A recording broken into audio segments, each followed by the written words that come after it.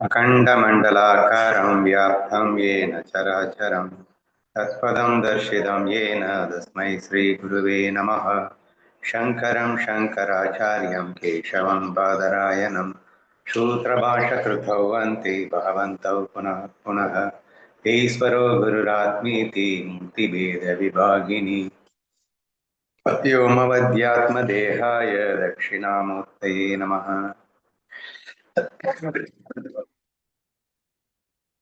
பவித்ரேந்திரியாணி நதிக்கரையில் அமர்ந்து கொண்டு மாவலி ஞானேஸ்வர் மகாராஜ் பேரருளால் அஷ்டாவக்ர கீதை 11 அத்தியாயங்கள் நிறைவடைந்து இன்று 12வது அத்தியாயம் ஸ்டார்ட் பண்றோம். போன அத்தியாயங்கள் 2-3 அத்தியாயங்கள் அஷ்டாவக்ரர் பேசியிருந்தார். இந்த அத்தியாயத்துல ஜனகர் அந்த ஞானங்களை எல்லாம் கேட்ட பிறகு தன்னுடைய அனுபவம் எப்படி இருக்கு அப்படிங்கிறத ஜனகர் பகிர்ந்து கொள்ளுகின்ற அத்தியாயம் இது. Janaka said, first of all, I was averse to physical activity, then to lengthy speech, and finally to thinking itself, which is why I am not established. ஜனகர் கூறினார், முதலாவதாக நான் உடல் சார்ந்த செயல்களில் வெறுப்பு கொண்டேன், அவற்றை தவிர்த்தேன். பின்னர் நீளமான பேச்சுக்களை தவிர்த்தேன். இறுதியில் சிந்தனை செய்வதையே நிறுத்தினேன். இதன் காரணமாகவே நான் இப்போது எனது உண்மையான சொரூபத்தில் நிலை பெற்றுள்ளேன். That is why I am now established அப்படின்னு சொல்லியிருக்காரு. ஓகேவா? Not established இல்லை. ஸோ இந்த விஷயங்கள் போன ஸ்லோகங்கள்ல போன அத்தியாயங்கள்ல அஷ்டாவக்ரர் என்ன செய்யணும், இந்த மாயையை கடக்கிறதுக்கு உன்னை நீ உணர்றதுக்கு என்னென்ன மாதிரி ஸ்டெப்ஸ் எடுக்கணும், எப்படி ஆசைகள்ல இருந்து விடுபடணும் அப்படிங்கிற விஷயத்தை எலாபரேட்டா சொல்லி கொடுத்தாரு இல்லையா? ஸோ அதை எப்படி நான் ஃபாலோ பண்ணினேன் அப்படிங்கிற அந்த விஷயத்த ஜனகர் எடுத்து சொல்றாரு. அதுல ஃபர்ஸ்ட் திங் என்ன சொல்றாருன்னா, இப்போ இந்த ஜனகர் சொல்றதன் மூலியமா நம்ம என்ன புரிஞ்சுக்கணும் அப்படிங்கிறதான் ரொம்ப ரொம்ப இம்பார்ட்டன்ட். ஸோ அந்த ஸ்டெப்ஸ் நம்ம ஃபாலோ பண்ணணும் அப்படின்னு ஸ்டெப் பை ஸ்டெப்பா நான் எப்படி ஃபாலோ பண்ணி நான் எப்படி அந்த பிரம்மானந்தத்தை அனுபவிச்சேன் அப்படின்னு ஜனகர் சொல்லும்போது இந்த சேம் ஸ்டெப்ஸை நம்மளும் ஃபாலோ பண்ணிக்கணும் அப்படிங்கிறத நீங்க மறைமுகமா புரிஞ்சுக்கணும் அப்படின்னு எடுத்துக்கணும். ஓகேவா? சரி, அந்த ஸ்டெப்ஸ் என்னன்னா, ஃபர்ஸ்ட் ஸ்டெப் உடல் சார்ந்த செயல்களில் வெறுப்பு கொண்டேன் அப்படின்னு சொல்லியிருக்காரு. ஏன்னா அது அவருடைய குரு இதுக்கு முன்னாடி சாப்டர்ஸ்ல என்ன சொல்லியிருந்தாருன்னா, நற்செயல்களை கூட தவிர்த்து விடு அப்படிங்கிற ரேஞ்சுக்கு பேசியிருந்தார். ஏன்னா இந்த கர்மா அப்படின்னு வரும்போது நல்ல கர்மா அப்படிங்கிறத நீ செஞ்சா கூட புண்ணியமா சேர்ந்து அந்த புண்ணியத்தின் பலனாக மீண்டும் மீண்டும் பிறந்து இறக்க வேண்டிய ஒரு அவசியம் ஏற்பட்டு விடுகிறது. அப்ப மாயைக்குள்ளதான் மறுபடியும் சிக்கிட்டு கிடப்ப. அப்ப மாயிலேருந்து வெளியே வரணும் அப்படின்னா கர்மாக்களை தவிர்த்து விடுன்னு சொல்லும் போது பாவ கர்மாக்களை மட்டும் அவர் சொல்லல, புண்ணிய கர்மாக்களையும் தேர்த்து தவிர்த்து விடு அப்படிங்கிற மாதிரி அவர் பேசியிருந்தாருன்னு நினைவிருப்போம் அப்படின்னு நினைக்கிறவங்களுக்கு எல்லாம். அப்ப அதன் அடிப்படையில பார்க்கும்போது அப்ப அச சாதகனா உண்மையிலேயே பிரம்மபாவத்தை அடைய வேண்டும் என்று நினைக்கின்ற சாதகனா நீங்க இருந்தீங்க அப்படின்னா நீங்க என்ன செய்யணும் அப்படின்னா, ஈவன் பாப கர்மா மட்டும் இல்ல புண்ணிய கர்மாக்களை கூட நீங்க அவாய்ட் செய்யணும் அப்படிங்கிறது ஃபர்ஸ்ட் ஸ்டெப்பா கொடுத்திருக்காரு. ஓகேவா? என்ன கடைசி சொல்லிட்டீங்க, புண்ணிய கர்மா பண்ணணும்ல புண்ணிய கர்மா பண்ணணும்லன்னா இல்ல, கர்மயோகத்திலேயே நான் சொல்லியிருந்தேன் காமிய கர்மம் தான் புண்ணிய கர்மம் கூட. நல்லா புரிஞ்சுக்கோங்க, நீங்க பாவத்தை சம்பாதிக்கிறதும் காமிய கர்மா தான், புண்ணியத்தை சம்பாதிக்கிறதும் காமிய கர்மா தான். இப்போ நீங்க சொர்க்கலோகத்துக்கு ஆசைப்பட்டு தானே ஏதோ நல்லது பண்றீங்க, அப்ப அது காமியத்திலிருந்து வர்ற கர்மா தானே. நாளைக்கு நீங்க நல்லா இருக்கணும் அப்படின்னு நினைச்சிட்டு ஒரு கர்மாவை பண்ணீங்க அப்படின்னா சூழல் உங்களுக்கு சரியா அமையணும், உங்களுக்கு மாயா சுகத்தை கொடுக்கணும் அப்படின்னு நம்பி நீங்க ஒரு நல்ல விஷயங்களை பண்றீங்க, அப்ப அது காமிய கர்மா தான். ஸோ நீங்க கர்மயோகத்திலே எடுத்துக்கிட்டீங்கன்னாலும் ஞானதேவர் காமிய கர்மாவை முற்றிலும் தவிர்த்து விடுன்னு சொல்லும் போது புண்ணியம் தரும் கர்மாவையும் அந்த பாவம் தரும் இரண்டையுமே சேர்ந்து தவிர்த்து விடுன்னு தான் வரும். நித்திய நைமித்திய கர்மங்களை மட்டுமே தான் செய்யணும் அப்படின்னு சொல்லியிருப்பார். நித்தியன்னா டே டு டே லைஃப்ல நீ குளிக்கணும், பல்லு விளக்கணும், ஸோ இந்த மாதிரி டே டு டே ஆக்டிவிட்டிஸ் உண்டான செயலை மட்டும் பண்ணிட்டு இருந்தாலே போதும் அப்படிங்கிற ரேஞ்சில் தான் அங்கேயும் பேசப்பட்டிருக்கும் அப்படிங்கிறத நீங்க மனசுக்குள்ள யோசிச்சுட்டு பாருங்க. ஸோ தேர்ஃபோர் நான் நல்ல காரியம் பண்றேன், நான் 4 பேருக்கு தானம் பண்றேன், அது பண்றேன், சேவை பண்றேன், அது பண்றேன், இது பண்றேன்னு நீங்க செய்யக்கூடிய அந்த நற்காரியங்களும் கூட உங்களை மாயையிலே சிக்க வைப்பதற்கான வழிவகைதான் என்பதை முதல்ல சொல்லிட்டு, அதனால இவர் என்ன பண்ண ஆரம்பிச்சிட்டாருன்னா, சம்பந்தமாக செய்ய வேண்டிய எல்லா செயல்களையும் நான் ஸ்டாப் பண்ணிட்டேன் அப்படின்னு ஃபர்ஸ்ட் ஸ்டெப்பா அதை பண்ணினாராமா. நெக்ஸ்ட் என்ன பண்ணிருக்காரு, பின்னர் நீளமான பேச்சுக்களை தவிர்த்தேன். நெக்ஸ்ட் என்ன, ரொம்ப பேசுறது அப்படிங்கிறது. பொதுவா வந்து நம்மளுடைய ஆசைகள் எதனால பெருகுது அப்படின்னு சொன்னா பேச்சுனாலதான் பெருகுது. இங்க பேசுறது அப்படின்னு எடுத்துக்கும் போது இன்னைக்கெல்லாம் வந்து எல்லாமே மொபைலா மாறி போயிடுது. ஸோ 24 hours படம் பார்க்கறது, ஷார்ட்ஸ் பார்க்கறது, இது எல்லாமே கூட நீங்க பேசுறதுன்றத கணக்கில் எடுத்துக்கணும். நீங்க மொபைல்கிட்ட பேசினா என்ன, இல்லை நீங்க வந்து மனுஷங்கிட்ட பேசினா என்ன, எல்லாம் ஒண்ணுதான். சரியா? அப்போ இந்த பேசுறதுல என்ன நடக்குது அப்படின்னு சொன்னா அந்த லைக்ஸ் அண்ட் டிஸ்லைக்ஸ் இன்க்ரீஸ் ஆகிறதுக்கான வாய்ப்புகள் தான் அதிகமா இருக்கு. பேசாம உங்க வாயை மூடிட்டு இருந்தீங்கன்னாலே நீங்க உங்க பிரம்மபாவத்தை உணர முடியும்.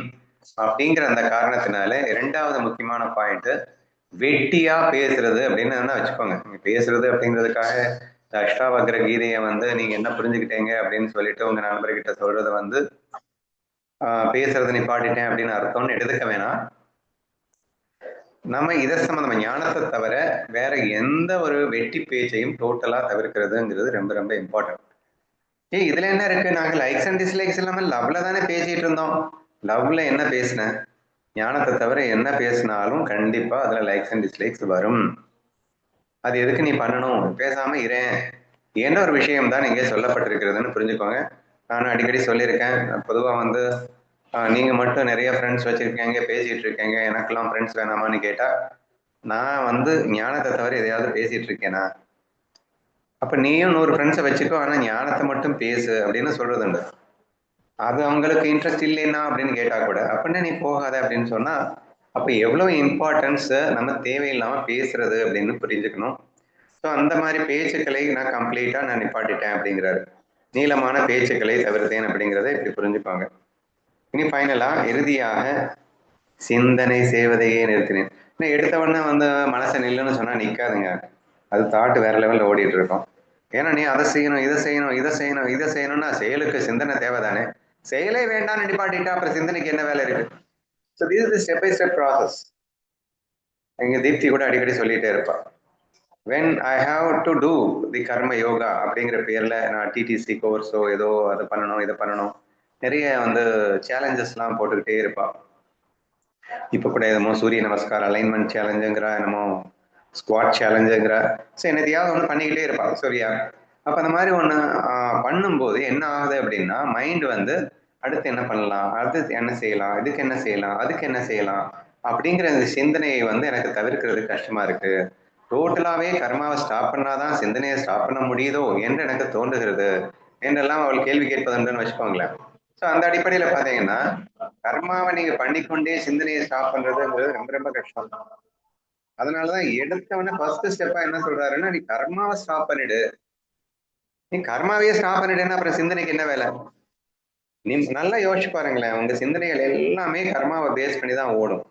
நான் பிசினஸ் பண்ணிட்டு இருக்கும்போது எடுத்துக்கிட்டீங்கன்னா, நான் பண்ணக்கூடிய நான் ஆர்என்டி பண்ணிட்டு இருந்தேன்னு தெரியும், ரிசர்ச் பண்ணிட்டு இருந்தேன்னு தெரியும் இல்லையா? இந்த ரிசர்ச்சை பேஸ் பண்ணியே கண்டிப்பா கண்ணா பின்னான்னு ஓடிக்கிட்டே இருக்கும். ஒரு ஒர்க்கர்ஸ் எடுத்துக்கிட்டீங்கன்னா வேலைக்கு போற இடத்துல அடுத்து என்ன பண்ணணும், பாஸ் என்ன சொல்லுவான், அவங்க என்ன பண்ணணும், இந்த டேட்டுக்குள்ள அந்த ப்ராஜெக்டை முடிச்சாகணுமே, டெட்லைன் ஃபிக்ஸ் பண்ணிட்டாங்களே, இதை எப்படி நான் முடிக்கிறது?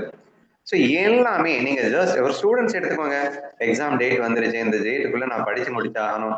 ஸோ தி பீப்புள் திங்கிங்கிறது எதை பேஸ் பண்ணி வருதுன்னா கர்மாவை பேஸ் பண்ணி தான் வரும்.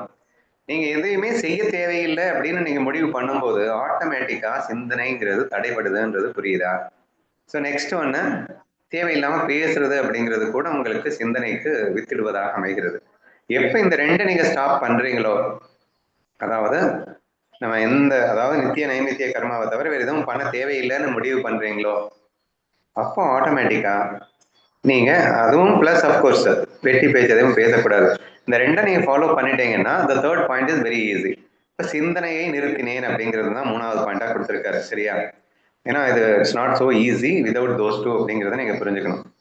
இது ஏன் எவ்வளவு முக்கியம் அப்படின்னு சொன்னா, இதன் காரணமாகவே நான் இப்போது எனது உண்மையான சொரூபத்தில் நிறைத்துள்ளேன்.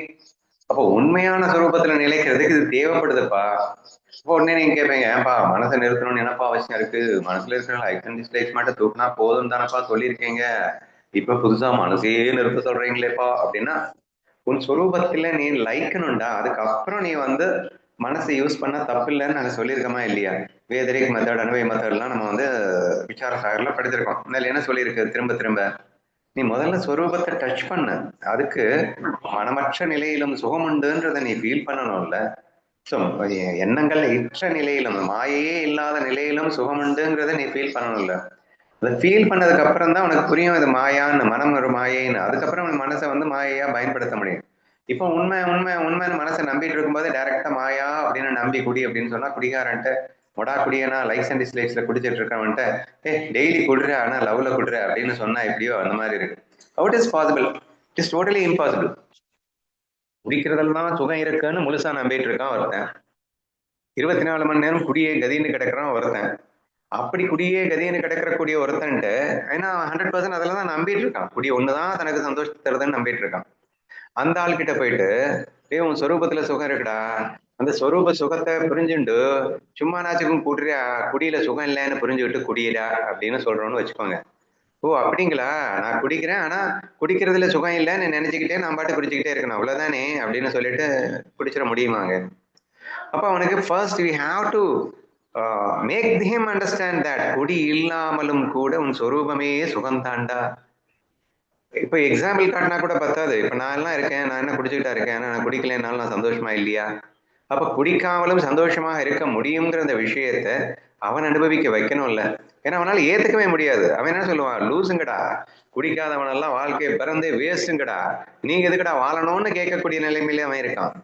அப்ப நம்ம அனுபவத்தை அவனால ஏத்துக்க முடியாது. அப்ப அவன் ஸ்டெப் பை ஸ்டெப்பா உண்மையில சுகம்னா என்னங்கிற விஷயத்தெல்லாம் புரிய வச்சு, குடியே இல்லாத இடத்துல அவனை வச்சு, அந்த இடத்துலயும் ஆலிஸ்டேஸ் அப்படிங்கிற நாலேஜஸ் எல்லாம் கொடுத்து அவன் மனசை பக்குவம் செய்து அவன் ஒரு ஸ்டேஜ்ல அவன் அந்த பிரம்மானந்தத்தை, அதாவது குடியே இல்லாமலும் சுகம் இருக்குன்றதை புரிஞ்சுக்கிட்டான்னா அதுக்கப்புறம் எங்கேயும் விழமாட்டேன், அதுக்கப்புறம் நீ குடிச்சுக்கோ வேணான்றதெல்லாம் அப்புறம் நெக்ஸ்ட். சரியா?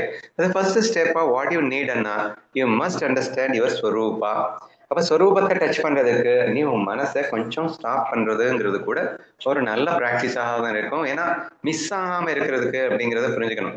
நான் அடிக்கடி இதை சொல்லும் போது உங்களுக்கு வந்து கொஞ்சம் கஷ்டமாவே இருக்கும். என்னது கண்ணன் வந்து அப்படியா இருந்தா, கண்ணன் என்னமா லீல பண்ணாத மனசை யூஸ் பண்ணிட்டு, ஞானதேவர் கூட என்ன சொல்லியிருக்காரு, அமிர்த அனுபவத்துல இருந்து எல்லாமே என்ன சொல்லியிருக்காரு, ஒன்னஸை விட்டுட்டாம டுவாலிட்டியில இருன்னு தானே சொன்னாரு, மாயையில இருன்னு தானே சொன்னாரு. இவன் என்ன மாயையவே விட்டுட்டு மனசையை நிப்பாட்டணும், ஆனா மனசை நிப்பாட்டினா மாயையவே நிப்பாட்டுற மாதிரிங்க, நிறுத்துன்னு சொல்றாரே அப்படின்னு என்ன கேட்காதீங்க. அஷ்டாவகிரரும் அதான் சொல்லியிருக்காரு. So what I am not talking all these things, எல்லாமே வேதத்துல இருக்கிறது தான் நம்ம பேசிட்டு இருக்கோம். ஸோ தேர்ஃபோர் மனசை நிறுத்தணும். மனசை நிறுத்துறதுக்கு முன்னாடி நீங்க 2 விஷயங்களை பண்ணணும். கர்மாவை நிறுத்தணும், பிளஸ் உங்களுடைய நீளமான பேச்சுக்களை எல்லாம் தவிர்க்கணும். இந்த 2ஐயும் பண்ணிட்டீங்கன்னா மனசை நிப்பாட்டுறது ஈஸி. மனசை நிப்பாட்டினீங்கன்னா சொரூபத்துல நிலைக்கிறது ஈஸி. இதுதான்ப்பா இந்த ஃபர்ஸ்ட் ஓவியில சொல்லியிருக்கேன். ஓகேவா? In the absence of delight in sound and the other senses, and by the fact that I am myself not an object of the senses, my mind is focused and free from distraction, which is why I am not established. அடுத்த step by ஸ்டெப்பா அடுத்த வரியில சொல்லி கொடுக்குறாரு நான் எப்படி வந்து என்னுடைய சொரூபத்துல நிலைச்சு நிற்கிறேன் அப்படின்னா, ஒளி போன்ற புலன் இன்பங்களில் ஈடுபாடு இல்லாததாலும், நான் என்பதே புலன்களால் அறியப்படும் ஒரு பொருள் அல்ல என்ற உண்மையினாலும் எனது மனம் சிதறாமல் ஒருமுகப்பட்டுள்ளது. இதன் காரணமாகவே நான் இப்போது நிலை பெற்றுள்ளேன், ஆன்மாவில் நிலை பெற்றுள்ளேன்னு எடுத்துக்கணும். சரியா? இந்த இடத்துல ஆன்மஸ்வரூபத்தில் நிலை பெற்றுள்ளேன் அப்படின்னு எடுத்துக்கோங்க. சரி, அடுத்த ஸ்டெப் பை ஸ்டெப் ப்ராசஸ் பார்க்கலாமா? ஒலி போன்ற புலன் இன்பங்களில் ஈடுபாடு இல்லாததால் அப்படின்னு சொல்லியிருக்காரு. நீங்க ஒலி அப்படின்னு சொல்றது வந்து சப்தத்தை குறிக்கிறது. நீங்க வந்து சப்தம் சொன்னா நீங்க சினிமா பார்க்கறது, பாட்டு கேட்கறது, ஸோ இந்த மாதிரி ஒலிகளை கூட எடுத்துக்கோங்க. இந்த சப்தத்தினால சுகமடைகிறது அப்படின்னு நம்ம நினைக்கிறோம் இல்லையா? ஸோ அந்த இதை ஒலின்னு நீங்க எடுத்துக்கோங்க. இங்க ஒலி போன்ற புலன் அப்படின்னு சேர்த்து சொல்லிட்டாரு அப்படின்னா 5 புலன்களையும் சேர்ந்தே தான் சொல்லியிருக்காருன்னு புரிஞ்சுக்கணும். ஒலி போன்ற புலன் இன்பங்களில் அப்படின்னா ஒலிங்கிறது ஒரு புலன் தான், பட் 5 புலன்களுக்கும் 5 டிஃப்ரெண்ட் கைண்ட் ஆஃப் இன்பங்கள் இருக்கின்றன. இந்த 5லுமே ஈடுபடாமல் இருக்கிறதுங்கிறது அனதர் இம்பார்ட்டன்ட் பாயிண்டாக சொல்லப்பட்டிருக்கிறது. ஆனா எனக்கு என்ன அண்டர்ஸ்டாண்ட் ஆகணும்னா, பேசாத அப்படின்னு சொன்னா அடுத்த செகண்ட் நம்ம லிசனிங்க்கு போயிடுவோம். இப்ப நீங்க வந்து யார்கிட்டயுமே பேசாத அப்படின்னு சொன்னா நான் என்ன பண்ணுவேன்? கேட்கறது. அதனாலதான் நீங்க வந்து ஃபர்ஸ்ட் பேச்ச குறை அப்படின்னு சொன்னதுக்கு அப்புறமா ஃபர்ஸ்ட் ஸ்டெப், அதுக்கு அடுத்த செகண்ட் ஸ்டெப் வந்து லிசனிங்கையும் கம்மி பண்ணணும். நீ லிசன் பண்ணாதான் நீ பேசுறதுக்கு, இப்போ நமக்கு வந்து ஏதாவது விஷயம் கேட்டாதானே நம்ம அது பேசுறதுக்கு மேட்ரே இருக்கும். பேசுறது ஆட்டோமேட்டிக்கா நின்று போயிடும் அப்படின்ட்டு. அதுக்கு நான் என்ன சொன்னேன் அப்படின்னா, பேசாம இரு அப்படின்னு சொன்னவொடனே இதுதான் சாக்குன்னு 24 மணி நேரமும் உட்காந்து டிவி ஆன் பண்ணிட்டு மொபைல் ஆன் பண்ணிட்டு கேட்டுக்கிட்டே இருக்கலாம் அப்படின்னு நினைச்சிடாதீங்க. நீங்க மொபைல்கிட்ட பேசுற மாதிரி அது அர்த்தமாயிடும். அதனால நீங்க மொபைல் டிவி பார்க்காம இருக்கிறது தான் பேசாம இருக்கலாம் அதுல சொல்லியிருந்தேன். பட் அது எக்ஸ்ட்ரா இருக்கிற சொல்லியே நீ எப்படி சொல்லலாம்னு கேட்டுருவீங்கல்ல. அவரே சொல்லிட்டாருங்கிற மாதிரி இங்க ஜனகரே சொல்லிட்டாரு அப்படிங்கிற மாதிரி இந்த இடத்துல வந்துருச்சு. ஸோ ஒலி அப்படிங்கிறதுல என்ன மெயினா வந்து நீங்க இந்த ஒலி இன்பங்கள் அப்படின்னா நமக்கு என்ன டிவி தானே, டிவி இந்த மொபைல் இதுதான் நமக்கு ஒலி இன்பங்கள் அப்படின்னு எடுத்துக்கலாம் நீங்க. ஸோ இந்த இன்பங்கள்ல ஈடுபடாதிருத்தல்னா இப்போ டோட்டலா 5 புலன் இன்பங்களையும் சேர்த்து எடுத்துக்கோங்க. ஒலி போன்றன்னு சொல்லிட்டாரு. ஸோ தேர்ஃபோர் புலன் இன்பங்கள் எதுலையுமே ஈடுபடாது இருத்தல் வேண்டும் அப்படிங்கிறது ஃபர்ஸ்ட் பாயிண்டா கொடுத்துருக்காரு. இன்னொன்னு என்ன சொல்லியிருக்காருன்னா, இந்த புலன் இன்பத்தை புலனடக்கத்தை அச்சீவ் பண்றதுக்கு ஒரு நெக்ஸ்ட் பாயிண்ட், நான் என்பதே புலன்களால் அறியப்படும் பொருள் அல்ல என்ற உண்மையினாலும். அப்படின்னா என்ன அர்த்தம்னா, ஸ்வரூப சுகம் வந்து புலன்களால அடைய முடியாதுங்க. அடிக்கடி நான் வந்து ஹையர் நாலேஜ் கிளாஸஸ்ல என்ன சொல்லியிருக்கேன்னா, மனம் புத்திக்கு அப்பாற்பட்டுள்ள அந்த ஞானத்தை பிரம்மத்தை மனம் புத்தியால் எப்படி அடைய முடியும் அப்படின்னு எல்லாம் கேள்வி கேட்டோம். ஏன்யா நம்ம பிராக்டிஸ் எல்லாம் மனசு புத்திக்கு தான் கொடுக்குறீங்க, ஆனா ஸ்வரூபம் மனது புத்திக்கு அப்பாற்பட்டு இருக்கிறதுங்கிறீங்க, அதுக்கு மனசெல்லாம் பிராக்டிஸ் பண்ணிட்டு என்னையா பண்ண முடியும்? இந்த மாதிரி கேள்விகள்லாம் நிறைய நம்ம டிஸ்கஸ் பண்ணதை கொஞ்சம் அப்படியே ரீகால் பண்ணிக்கோங்க. சரியா? இங்க இன்டைரக்டா அதை தான் சுட்டி காட்டுறாரு. ஆனா இங்க எதுக்காக சுட்டி காட்டுறாருன்னா, நமக்கு இலக்கு என்ன? சொரூப சுகத்தை கைப்பற்றுறதுதான் நம்மளுடைய இலக்கு இல்லையா? சொரூப சுகத்தை கைப்பற்ற இலக்குக்கு தடையா இருக்கிறதே இந்த புலன் இன்பங்கள் தான். இந்த புலன் இன்பங்கள் வந்து சொரூப சுகம் கிடையாது. இந்த புலன் இன்பங்கள் இருக்கிற வரைக்கும் சொரூப சுகத்தை நம்மளால டச் பண்ணவே முடியாது. அப்ப சொரூப சுகத்திற்கு தடையாக இருக்கின்ற இந்த புலன் இன்பங்கள்னு புரிஞ்சுக்கணும். நம்பர் 1. 2வது, நான் என்பதே புலன்களால் அறியப்படும் ஒரு பொருள் அல்ல அப்படின்னு சொன்னா, இந்த புலன்களை வச்சுக்கிட்டு மனசை வெட்டுக்கிட்டு நான் என்ன ஆராய்ச்சி பண்ணி இந்த சொரூபத்தை கண்டுபிடிக்க முடியாது. என் கண்ணை வச்சு நான் பிரம்மஸ்வரூபத்தை பார்க்க முடியாது. என் காதை வச்சு என் பிரம்மஸ்வரூபத்தை நான் வந்து கேட்டறிய முடியாது, பார்த்தறிய முடியாது. பிரம்மஸ்வரூபத்தை பேசி பேசியே நான் பிரம்மஸ்வரூபத்தை அறிந்துவிட முடியாது. பிரம்மஸ்வரூபத்தை வேறு எந்த புலன்களாலையும் என்னால் அறிந்துவிட முடியாது. ஏனென்றால் பிரம்மஸ்வரூபம் புலன்களுக்கு அப்பாற்பட்ட நிலையில் இருக்கின்றது. பின்ன எதுக்கு நீ புலன் இன்பத்துல இருக்க? இன்னொரு முக்கியமான பாயிண்ட், புலன் இன்பம் சொரூபத்திற்கு தடையா வேற இருக்கு. ஞானேஸ்வரி முழுக்க எடுத்துக்கிட்டீங்கன்னா எடுத்த உடனே எல்லாருக்குமே நம்ம கொடுக்குற இன்ஸ்ட்ரக்ஷன் புலன்களை கட்டுப்படுத்து அப்படிங்கிறது தான். ஏன்னா அதுல இருக்கிற வரைக்கும் மாயில சுகம் இருக்குன்னு நம்பிட்டு இருப்பேன். மாயில சுகம் இருக்குன்னு நம்பிட்டு இருக்கிற வரைக்கும் சொரூப சுகத்துக்கு எப்படி போவ? இட்ஸ் டோட்டலி இம்பாசிபிளா இருக்கும். அதனால புலன் இன்பங்களை டோட்டலா கட்டுப்படுத்தணும் அப்படிங்கிறது எல்லா வேதத்திலையும் சொல்லப்பட்ட ஒரு பிரதானமான ஒரு விஷயம். ஸோ அதை ஃபர்ஸ்ட் பாயிண்ட்ல சொல்லிட்டாரு. இன்னொரு பாயிண்ட் என்ன சொல்லுறாரு அப்படின்னா, நீயும் சொரூபத்தை தேடுவது புலன்களாலோ மனதாலோ முடியாதுன்னு புரிஞ்சுக்கிட்டா கூட புலன்கள் கட்டுப்பாட்டுக்கு வந்துடல. ஏன்னா நம்ம இலக்கு வந்து சொரூப சுகத்தை அடையணுன்றது தானே. ஏன்னா இலக்கு நோக்கி தான் நாம போகணும். அப்ப இலக்கை நோக்கி நான் டிராவல் பண்ணிட்டு இருக்கேன். அந்த இலக்கை நோக்கி டிராவல் பண்றதுக்கு இந்த 5 உதவாதுங்கிறது. கண்ணு காது மூக்கெல்லாம் வந்து நீ சொரூபத்தை அடையிறதுக்கு ஹெல்ப் பண்ண போறது இல்லை, எந்த வகையிலையும் உதவ போறது இல்லை. பின்னையே அந்த இன்பத்தை போய் நாடிட்டு இருக்க என்று நீங்கள் புரிந்து கொள்ள வேண்டும். இப்போ அடுத்து என்ன செய்யணும் அப்படின்னா, உடனே நீங்க கேட்பீங்க, ஏங்க இப்போ நீங்க அஷ்டாவக்கர கீதையை நீங்க எடுத்துட்டு இருக்கீங்க, நீங்க நாங்க காதுல கேட்டுட்டு தான் இருக்கோம், மொபைலை வச்சுதான் கேட்கிறோம், அப்புறம் இதை கூட கேட்காத அப்படின்னு சொல்ற மாதிரி இருக்கே அப்படின்னு நீங்க கேட்கலாம்.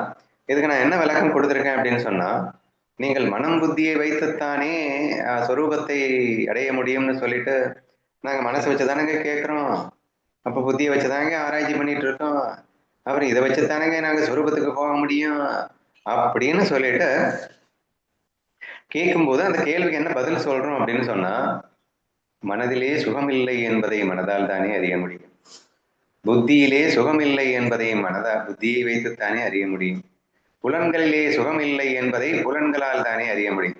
அப்போ இந்த புலன்கள்ங்கிறது ஒரு ஜடம் தான், அந்த புலன்களால் எதுவுமே ஆக போறது இல்லை, பிரம்மஸ்வரூபம் தான் வந்து இந்த புலன்களுக்கே புலனாக இருக்கின்றது என்ற இந்த மெகா சீக்ரெட்ஸ் எல்லாமே புரிஞ்சுக்கணும். புரிஞ்சா மட்டும் எல்லாம் வந்து சொரூபத்தெல்லாம் அடைய முடியாது. பட் இதெல்லாம் மனசு புத்தி புரியுறதுனால என்ன நன்மை கிடைக்குதுன்னா, இதை ஸ்டாப் பண்ண முடியறதுக்கு ஹெல்ப் பண்ணுதுப்பா. அதாவது ஞான பயிற்சிகள், அதாவது முழுசா உண்மை புரிஞ்சவனுக்கு ஞான பயிற்சிகளே தடைகளாக இருக்கும் அப்படிங்கிறதெல்லாம் நம்ம நிறைய இடங்கள்ல பார்த்துருக்கோம். ஸோ பயிற்சின்னு பண்ணிட்டு இருந்தா அந்த பயிற்சியை உனக்கு பிரம்மஸ்வரூபத்தை அடையிறதுக்கு தடையா போயிடும் அப்படின்னு சொல்றதெல்லாம் பார்த்துருக்கோம். பட் ஆனா அந்த பயிற்சியினுடைய நோக்கம் என்ன? இந்த அடிக்கடி சொல்லுவாங்கல்ல, ஒரு விளக்கமாறு எடுத்துக்கிட்டு எல்லா குப்பையும் கிளீன் பண்ணிட்டு அந்த விளக்கமாறு கையிலேயே வச்சிருந்தேன்னா என்ன பிரயோஜனம்? ஒரு பிரயோஜனமும் இல்லை. விளக்கமாறும் சேர்ந்து குப்பையில போட்டுடணும். அந்த மாதிரி மனதையும் புத்தியையும் அழிப்பதற்கு மனதையும் புத்தியையும் பயன்படுத்து. So you use the same mind and buddhi for destroying it and not for அதாவது அதை வச்சு சுகம் அடைகிறதுக்காக இல்லைன்னா அதுல சுகம் இல்லைன்னு புரிஞ்சுக்கிறதுக்கு அதையே தான் யூஸ் பண்ண வேண்டியது இருக்கு இல்லையா? ஸோ அப்படித்தான் நீங்கள் வந்து அதை யூஸ் பண்ணணுமே தவிர, இப்போ நம்ம நிஷ்டாகிரகிரியை கேட்குறோம் எதுக்குன்னா, நம்ம கேட்காம இருக்கிறதுக்காக கேட்குறோம். எந்த விஷயத்தையுமே கேட்காம இருக்கிறதுக்காக இந்த விஷயத்தை கேட்டுட்டு இருக்கோம். ஏன்னா இதை கேட்க போய் தானே இனிமே அடுத்து வந்து நீங்க டிவியை பார்க்க மாட்டீங்க, நீங்க தேவையில்லாத விஷயங்களை கேட்க மாட்டீங்க, இது எல்லாமே நீங்க பண்ணுவீங்க. எதனாலன்னா இதை கேட்கறதுனால. இதை கேட்கறதுனால மற்ற எல்லாத்தையும் நீங்க ஸ்டாப் பண்ணுவீங்க, கடைசியில இதுவும் ஸ்டாப் பண்ணிடுவீங்க. பட் இதை வச்சுத்தானே நம்ம மற்றதெல்லாம் ஸ்டாப் பண்ண வேண்டியது இருக்கு அப்படிங்கிறதுனால இந்த மனசு பத்தியை யூஸ் பண்ண வேண்டியது இருக்கு அப்படின்னு தான் நீங்க எடுத்துக்கணுமே தவிர, இவர் பாட்டுக்கு சொல்லிட்டாரு நான் என்பதை புலன்களால் அறியப்படும் பொருள் அல்ல என்ற உண்மையினால் மனம் சிதறாமல் உருவாக்கப்பட்டுள்ளது அப்படிங்கிறாருன்னா, மனசால் அறிய முடியாதுன்னு தெரியும் போதே மனசு ஸ்டாப் ஆயிடுது அப்படின்னு அர்த்தம். இந்த உண்மையை புரிந்து கொள்வதாலேயே மனம் நின்று விடுகிறதுன்னு அர்த்தம். அந்த சீக்கிரத்தை தான் இங்க வெளிப்படுத்துறாரு. இதே அந்த சொரூபத்தை புலன்களாலேயோ மனசாலேயோ அறிய முடியாதுரா அப்படின்னு புரிஞ்சுக்கும் போது என்னுடைய ரூட் என்ன? நான் சொரூபத்தை அடையணுன்றது. அப்ப மனசை ஆட்டோமேட்டிக்கா ஸ்டாப் பண்ணிடுவேன். இல்ல தேவையில்லாம மனசை யூஸ் பண்ணிட்டு இருக்க மாட்டேன்ல. மனசை வந்து மற்ற விஷயங்களை ஸ்டாப் பண்றதுக்கு மனசை யூஸ் பண்ணுவேனே தவிர, கடைசியில சொரூபத்தை அடைய முடியாதுன்னா மனசுக்கே வேலை இல்லைன்னு நிப்பாட்டிடுவேன் இல்லையா? அப்போ எல்லாத்தையும் நிப்பாட்டுறதுக்கும் சரி, மனசையே நிப்பாட்டுறதுக்கும் சரி, நான் மனசை யூஸ் பண்ண வேண்டியது இருக்கு அப்படிங்கிற மாதிரி நீங்க இதை எடுத்துக்கணும். அதே மாதிரி இந்த மாதிரி மனசு ஒருமுகப்பட்டுள்ளது, அதன் காரணமாக நான் எப்போதும் நிலை பெற்றுள்ளேன். ஸோ தேர்ஃபோர் ஐ மீன் தி பிரம்ம பாவா. ஸோ பிரம்ம பாவத்துல நிலைக்கணும்னா மனசு நிற்கணும். மனசு நிற்கணும்னா மனசால பிரம்ம சுகம் கிடைக்காதுன்னு புரியணும். மனசால இப்ப பிரம்ம சுகம் கிடைக்காதுன்னு புரிஞ்சிருச்சோ அப்போ ஆட்டோமேட்டிக்கா மனசு நின்றுடும், புலனாசையும் நின்றுடும் வச்சுக்கோங்களேன். அதையும் சொல்லலாம். புலன் இன்பங்களும் நின்றுவிடும். பற்றுக பற்றற்றான் பற்றினை அப்பற்றை பற்றுக பற்று விடற்கு என்று வள்ளுவன் சொன்னது போல. சோ இந்த இடத்துல ஆசைப்படுறோம். எதுக்காகனா ஆசையெல்லாம் தூக்குறதுக்காக ஆசைப்படுறோம் அப்படிங்கிற மாதிரி வரும். அப்போ திருமூலர் அடுத்து என்ன சொல்றாரு? ஆசையரவன் ஈசனுடன் ஆயினும் ஆசையரவன் அடுத்த பாயிண்ட்டுக்கு வந்துடுறாரு. பட் ஆரம்பத்துல ஈசனுடன் பற்றுக பற்றற்றான் பற்றினார், ஈசனுடன் பற்றிக்கொள்ளுன்றாரு. அடுத்து என்ன சொல்ல வேண்டியது இருக்கு? ஈசனுடன் ஆயினும் ஆசையர் அப்படின்னு சொல்ல வேண்டிய அவசியம் ஏற்படுகிறது. அந்த விஷயங்கள் எல்லாம் நீங்க புரிஞ்சுக்கிட்டீங்கன்னா எப்படி நீங்க வந்து அந்த பிரம்மஸ்வரூபத்துல லயிக்க போறீங்க என்ற விஷயத்தை புரிந்து கொள்ளலாம்.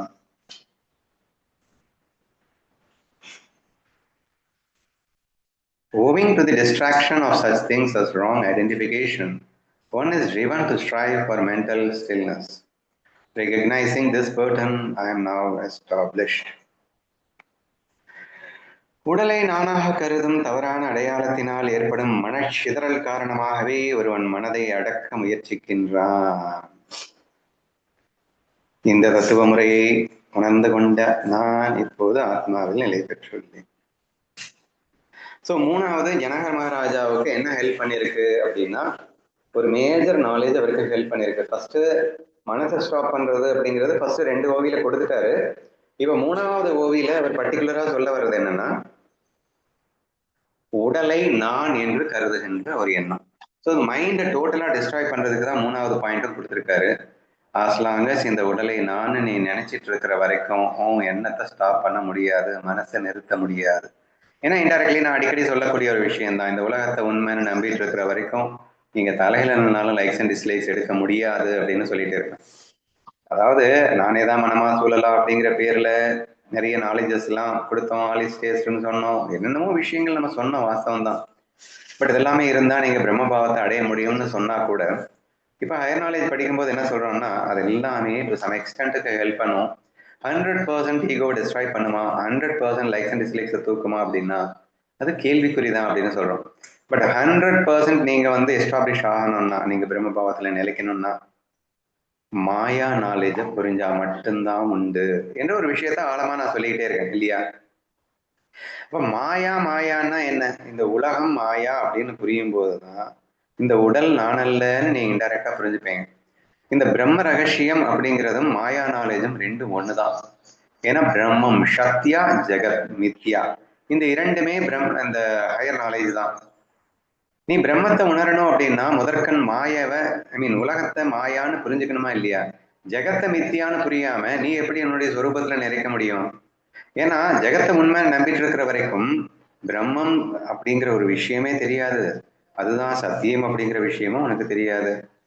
எப்ப வந்து ஜெகத் மித்தியான்னு புரிஞ்சிருச்சோ அப்போ ஆட்டோமேட்டிக்கா சத்தியா எது அப்படின்னு நீ தேட ஆரம்பிப்ப, அதுதான் நான்னு நீ புரிய ஆரம்பிப்ப.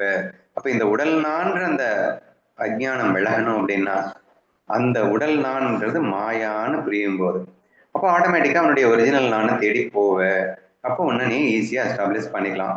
ஸோ இதுதான் ஒரு மேஜரா சொல்ல வர சீக்ரெட்ன்றதை நீங்க புரிஞ்சுக்கணும். எக்ஸாம்பிள் சொல்லணும்னா நம்ம நடிகர் எக்ஸாம்பிள்ல போலாமா. ஒரு நடிகரை வந்து பிச்சைக்கார வேஷத்துலயோ அல்லது ராஜா வேஷத்துலயோ நடிச்சிட்டு இருக்கான்னு வச்சுக்கோங்களேன். அப்ப ஆட்டோமேட்டிக்கா அந்த மாயை உண்மைன்னு நம்பிடுறான், தன்னை பிச்சைக்காரனே நினைச்சுக்கிட்டான்னு வச்சுக்கோங்க. தன்னை என்னதான் பிச்சைக்காரன்னு நினைச்சு ஸ்ட்ராங்கா நினைச்சவனு நீங்க இல்லடா நீ பிச்சைக்காரன் இல்லைன்னு சொன்னா நம்பிட போறானா. How it is possible for me? Strongly I started believing it. But of course அதுக்கு நீங்க வந்து இந்த மாதிரி விஷயங்கள் நிறைய விஷயங்களை சொல்றீங்க. ஆலி ஸ்டேஜ்ல இரு, புற நடக்கத்துல இரு. ஏன்னா அவன் அடிக்ஷன் ஆனதுக்கு ஒரு ரூட் இருக்கும்ல, அந்த ரூட்டை வந்து நம்ம டிஸ்ட்ராய் பண்ணிட்டு அவன் வந்து தப்பிச்சிடலாம் அப்படின்னு சொல்லிட்டு நிறைய ப்ராக்டிஸ் நம்ம கொடுத்தா கூட ஃபர்ஸ்ட் அவனுக்கு புரியணும், இந்த நான் உடம்புன்னு நினைச்சிட்டு இருக்கிறதுங்கிறது பொய்ன்னு புரியணும். அது உண்மைன்னு நம்பிட்டான் அப்படின்னு சொன்னா அந்த உண்மையான நானை கண்டுபிடிக்க முடியாதுல்ல. இந்த எக்ஸாம்பிள்ல பிச்சைக்காரனை நானும் நினைச்சிட்டு இருக்கான். உண்மையான நான் அப்படிங்கறத ஐடென்டிஃபை பண்ணணும்னா நீ நினைச்சிட்டு இருக்கிறது தப்புன்னு புரியணுமா இல்லையா. ரெண்டுமே வயசு வருஷா சொல்லலாம். உண்மையான நானை காட்டணும் அல்லது இந்த பொய் நான்னு புரியணும். இந்த சிங்கம் ஆட்டுக்குட்டியான கதையை வந்து ஞாபகம் வச்சு பண்ணி பாருங்க. அது ஆட்டுக்குட்டின்னு தன்னை நினைச்சிட்டு இருக்கும்போது என்னதான் நீ ஆடில்ல சிங்கம் ஆடில்ல சிங்கம்னு சொன்னாலும் அது வந்து தன் ஆடாதான் நினைக்கும். தான் ஆடு என்று தவறாக நினைத்து கொண்டிருக்கின்றேன், நான் ஆடு அல்ல. So this is very important. நான் உடல் அல்ல இங்க சொல்லியிருக்கு. இங்க என்ன சொல்லியிருக்கு, நான் உடல் அல்ல என்று எப்ப நான் நினைச்சேனோ அப்போ ஆட்டோமேட்டிக்கா என் மனசு அடங்கிடுச்சு, நான் ஆத்மாக்கு போயிட்டேன். இதுதான் மெயினா சொல்லியிருக்காரு. அப்ப நான் ஆடு அல்ல அப்படிங்கிறது அதுக்கு வரணும். அதை நான் ஆடு அல்லன்னு ஃபீல் பண்ணாதான் அப்ப நான் சிங்கம்னு ஃபீல் பண்ணவே முடியும். ஆடுன்றத ஸ்ட்ராங்கா போட்டு வச்சதுக்கு அப்புறம் நீ சிங்கம் நீ சிங்கம் நீ சிங்கம்னு என்னதான் சொல்லிப்பாரு, அவனால ஏற்றுக்க முடியாது. நீ ஆடு இல்ல நீ ஆடு இல்லன்னு அவன் ப்ரூவ் பண்ணா ரொம்ப ஈஸியா முடியும். ஏன்னா நீ ஆடு இல்லடா நீ ஆடு இல்லடா, நீ என்ன நான் ஆடுதானே, நீ கணக்கிறேன் நான் கணக்கிறேனே, நீ அதை வச்சுக்கிட்டு நீ சொல்லாத, உண்மையில பாரு நீ ஆடு இல்ல என்று தன் ஆடு அல்ல என்ற விஷயத்தை நம்ம எஸ்டாப்ளிஷ் பண்ணலாம். ஏன்னா இது மாயா தானே, எல்லாமே மாறிட்டு இருக்குல்ல, மாறிட்டு இருக்கிறத நீ எப்படி இருக்க முடியும், அப்ப நீ ஒருத்தன் இருக்கிறதுனால தானே இது மாறிட்டு இருக்கு, அப்ப நீ இதை இருக்க முடியாதுல்ல என்று நீ இது அல்ல நீ இது அல்ல என்ற அந்த விஷயத்தை நம்ம ஸ்ட்ராங்கா இன்சிஸ்ட் பண்ணும்போது அப்ப ஆட்டோமேட்டிக்கா நான் யாருங்கிற கொஸ்டின் வருது. அப்ப நான் தான் இதுன்னு முடிவு கிடைச்சிருச்சுன்னா பின்ன எப்படிங்க வர முடியும். ஃபர்ஸ்ட் நான் இல்லைன்னு இது தெரிஞ்சாதான் உண்மையான நானை தேடி போக முடியும் இல்லையா. ஸோ அதுக்காகவும் கூட இந்த acceptance is very very important அப்படிங்கிறத புரிஞ்சுக்கோங்க. இந்த அடிக்கடி குடிகாரர்கள் எக்ஸாம்பிள் சொல்லிட்டு இருக்கும்போது அந்த self denial is the most dangerous practice அப்படின்னு சொல்லியிருக்கோம். ஒருத்தன் தவறா புரிஞ்சிட்டு இருக்கான். என்ன புரிஞ்சிட்டு இருக்கான், குடிக்கு மொடா குடியனா ஆகி பயங்கரமா அடிக்ட் ஆயிட்டான் அந்த லூசு பையன். நான் குடிகாரன் அவன் புரிஞ்சுக்கிட்டா அந்த குடியிலேருந்து வெளியே வந்துடலாம்.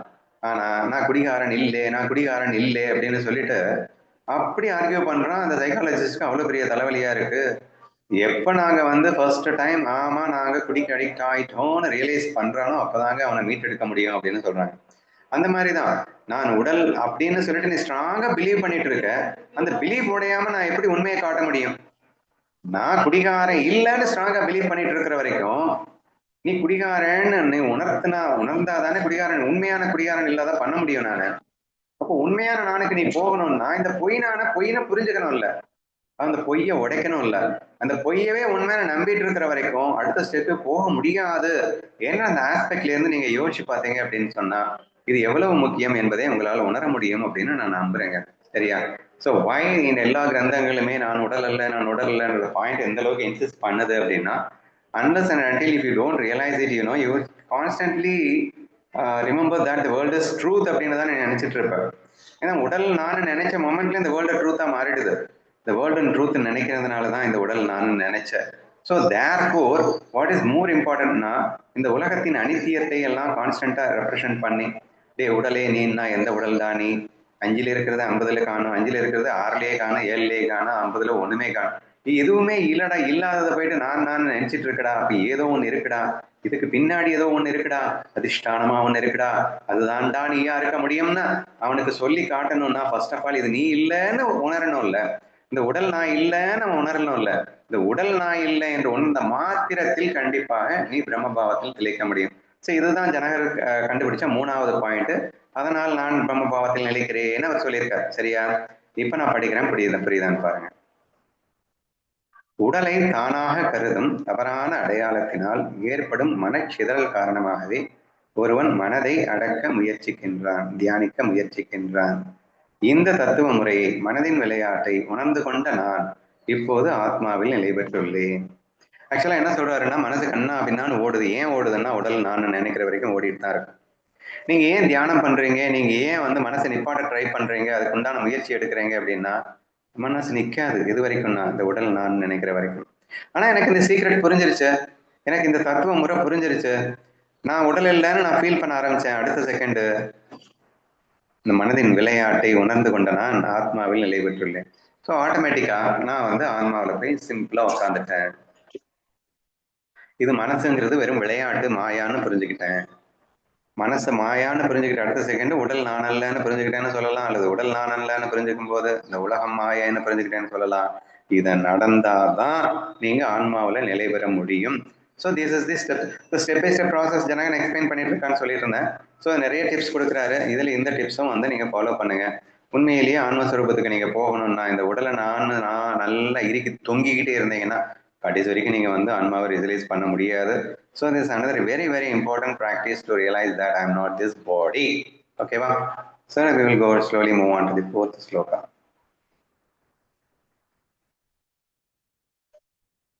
By relinquishing the sense of rejection and acceptance, and with pleasure and disappointment ceasing today, Brahmin, I am now established. அந்தனரே அஷ்டாவக்ரரே, எதையும் தள்ளுவது அல்லது ஏற்றுக்கொள்வது என்ற எண்ணத்தை கைவிட்டாலும் இன்றுடன் இன்பமும் ஏமாற்றமும் முடிவுக்கு வந்துவிட்டதாலும் நான் இப்போது நிலை பெற்றுள்ளேன். இது ஃபுல் சாப்டரே அஷ்டாவக்ரர் சொல்லி இருந்தார். எதையும் தள்ளுவும் வேண்டாம், ஏற்றுக்கொள்ளவும் வேண்டாம், ஏன்னா நீயே தான் அனைத்தும் இந்த பிரம்ம ரகசியத்தை சுற்றி காட்டி இந்த தள்ளுதலும் கொள்ளுதலும் தான் டேஞ்சர் அப்படிங்கிற விஷயத்தை வேற அஷ்டாவக்ரர் சொல்லியிருந்தார் இல்லையா? ஸோ அதையும் நான் ஃபீல் பண்ணி ரியலைஸ் பண்ணேன். நீங்க சொன்னதெல்லாம் ரியலைஸ் பண்ண நான் பிரம்மபாவத்துல ஜங்குன்னு போய் உட்காந்துக்கிறதுக்கு ரொம்ப ஹெல்ப்ஃபுல்லா இருக்கு அப்படிங்கிற மாதிரி சொல்லியிருக்காருன்னு எடுத்துக்கலாம். இப்போ வாட் யூ மீன் பை தள்ளுவது கொள்ளுவது அப்படின்னா என்ன? கொள்ளுவது அப்படின்னா ஏற்றுக்கொள்ளுவதுன்னு அர்த்தம், தள்ளுவதுன்னா வேண்டான்னு ஒதுக்குறதுன்னு அர்த்தம். சரியா? வேண்டுதல் வேண்டாமை இலா நடி சேர்ந்தாருக்கு யாண்டும் இடும்பை இல என்று வள்ளுவன் சொன்னான். அதுக்கு என்ன அர்த்தம்?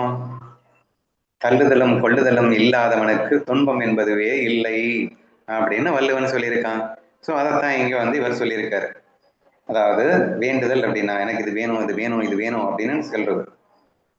எனக்கு அந்த ஃபீலிங்கே இல்லை, எனக்கு எது இருந்தாலும் ஒண்ணுதான்டா இல்லைன்னாலும் ஒண்ணுதான்டா அப்படிங்கிற ஃபீலிங்ல இருக்கான். சரியா? ஏன்னா கண்டிஷன் லைஃப் நம்ம வச்சிருக்கோம்ல, எனக்கு இது வேணும் எனக்கு அது வேணும், இது இல்லைன்னா நான் ஜெத்தே போயிடுவான்ப்பா, எனக்கு இது வேணும்ப்பா அது வேணும்ப்பா. இது விருப்புக்காக சொல்லப்படுது. அடுத்து நெக்ஸ்ட் வெறுப்புக்காக, ஐயையோ என் வாழ்க்கையில இது வந்துடக்கூடாதுப்பா அப்படின்னு சொல்லிட்டு இந்த தள்ளுறது அப்படிங்கிறது ஒண்ணு இருக்கு. தப்பி தவிர என் லைஃப்ல இது என்ட்ரி ஆயிடுச்சுன்னா நான் செத்தேன் அப்படின்னுவான். இது வரலைன்னா நான் செத்தேன்னுவான் ஒரு ஸ்டேஜ்ல, இது வந்துச்சுன்னா செத்தேன்னுவான் இன்னொரு ஸ்டேஜ்ல. தீச நம்ம வெறுப்பு அப்படிங்கிற பாயிண்ட்ல நம்ம அடிக்கடி பேசிட்டு இருக்கிறோம் அப்படிங்கிறது உங்களுக்கு தெரியும். சரியா?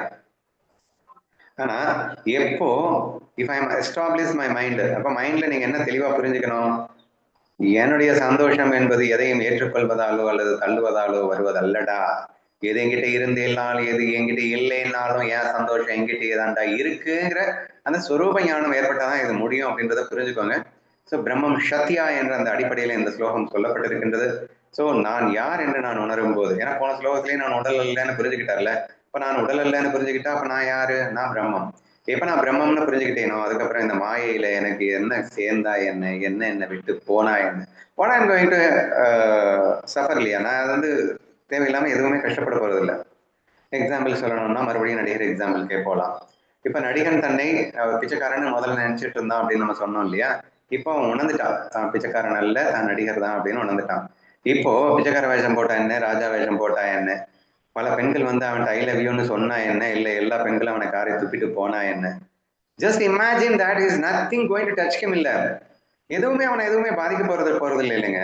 தள்ளுவதும் இல்லை, ஏற்றுக்கொள்வதும் இல்லை என்ற இந்த ஒரே ஒரு முடிவு ஆட்டோமேட்டிக்கா என்ன பண்ணுது அப்படின்னா அவன் நடிகனாக நிலை பெற முடிகிறது. நான் ரெண்டு விதமா பேசிட்டு இருக்கேன், வயசு வருஷமா நீங்க எடுத்துக்கோங்க. நீ பிரம்மபாவத்துல இருந்தேன்னா நீ எதையும் விரும்பவும் மாட்டே, வெறுக்கவும் மாட்டே, தள்ளவும் மாட்டே, கொல்லவும் மாட்டே. ஆனா நீ எதையுமே தள்ளாமலும் கொல்லாமலும் இருந்தேன்னா நீ பிரம்மபாவத்துல இருக்கலாம்.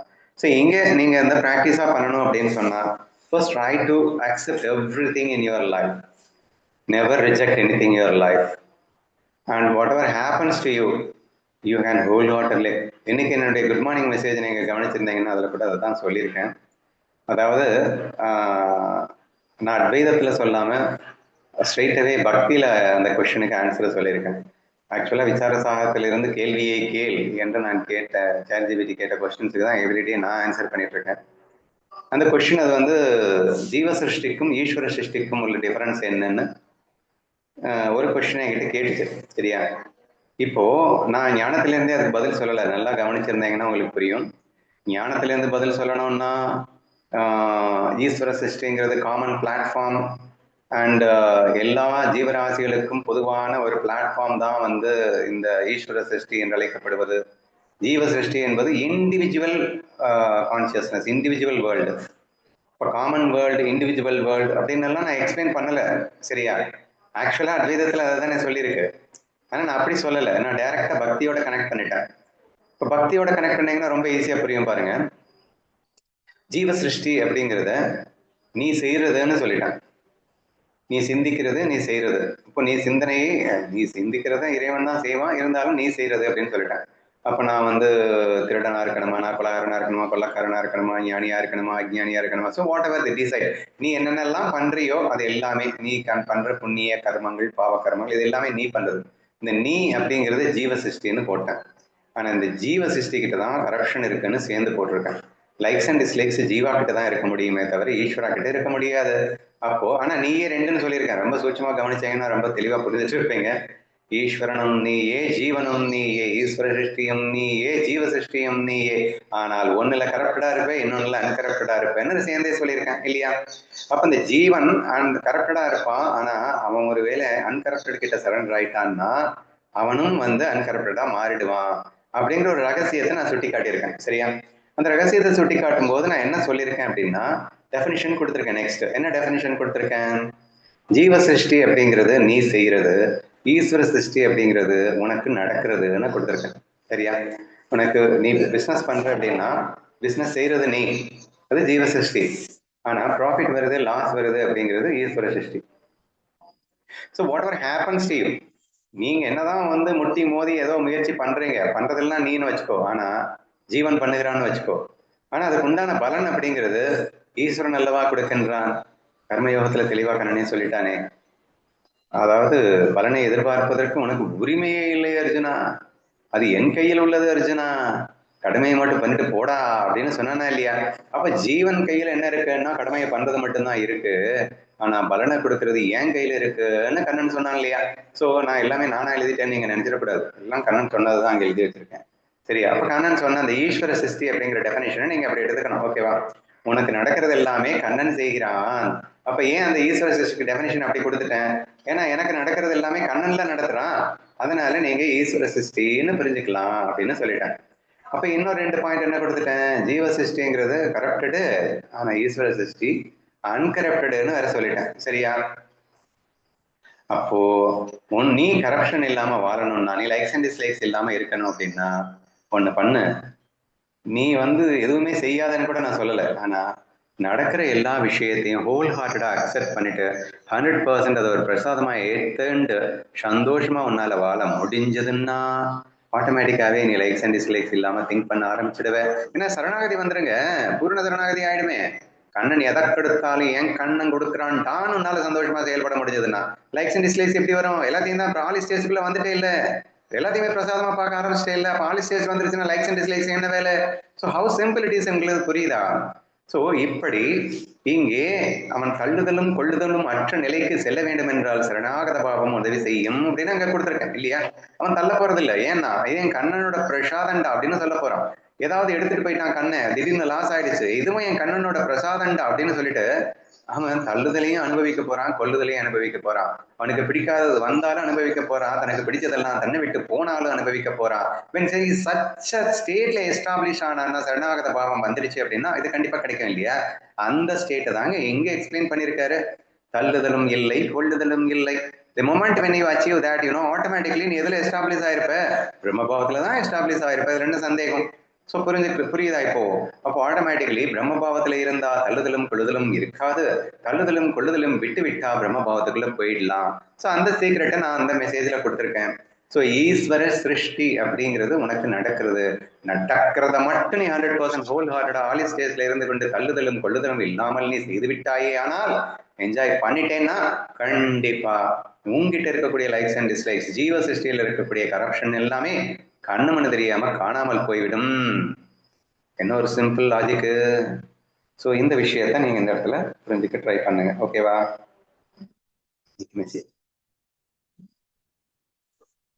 ஸோ நான் இப்போது நிலை பெற்றுள்ளேன் அப்படின்னு சொல்லி, இப்போ இந்த தள்ளுதலும் கொள்ளுதலும் ஆட்டோமேட்டிக்கா பிரம்மபாவத்துல தானே நிலை பெற்ற முடியும்.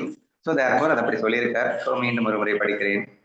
அந்தனரே அஷ்டாவக்கரரே, எதையும் தள்ளுவது அல்லது ஏற்றுக்கொள்வது என்ற எண்ணத்தை கைவிட்ட மாத்திரத்தில் எனக்கு இன்பமும் ஏமாற்றமும் துன்பமும் முடிவுக்கு வந்து விட்டதால் நான் இப்போதே பிரம்மபாவத்தில் நிலை பெற்றுள்ளேன் என்று சொல்லி அழகாக இந்த 4 ஸ்லோகங்கள் நிறைவடைகின்றன. ஸோ மீதி 4 ஸ்லோகத்தை நாளைக்கு படித்து முடிப்போம்.